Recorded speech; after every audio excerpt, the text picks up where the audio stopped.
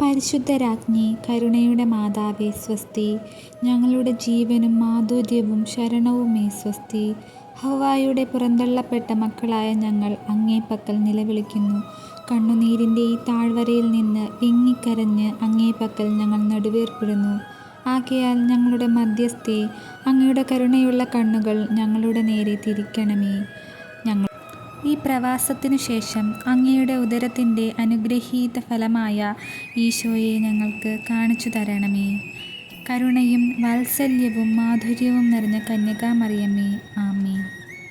എത്രയും ദയുള്ള മാതാവേ, നിന്റെ സങ്കേതത്തിൽ ഓടിവന്ന് നിന്റെ സഹായം തേടി നിന്റെ മധ്യസ്ഥം അപേക്ഷിച്ചവരിൽ ഒരുവനെയെങ്കിലും നീ ഉപേക്ഷിച്ചതായി കേട്ടിട്ടില്ല എന്ന് നീ ഓർക്കണമേ. കന്യകകളുടെ രാജ്ഞിയായ കന്യകാമറിയമേ, ദയയുള്ള മാതാവേ, ഈ വിശ്വാസത്തിൽ ധൈര്യപ്പെട്ട് നിന്റെ തൃപ്പാദത്തിങ്കൽ ഞാൻ അണയുന്നു. വിലപിച്ച് കണ്ണുനീർ ചിന്തി പാപിയായ ഞാൻ നിന്റെ ദയാധിക്യത്തെ കാത്തുകൊണ്ട് നിന്റെ സന്നിധിയിൽ നിൽക്കുന്നു. അവതരിച്ച വചനത്തിൻ മാതാവേ, എൻ്റെ അപേക്ഷ ഉപേക്ഷിക്കാതെ ദയാപൂർവം കേട്ടരുളേണമേ. ആമേൻ. സ്വർഗസ്ഥനായ ഞങ്ങളുടെ പിതാവേ, അങ്ങയുടെ നാമം പൂജിതമാകണമേ.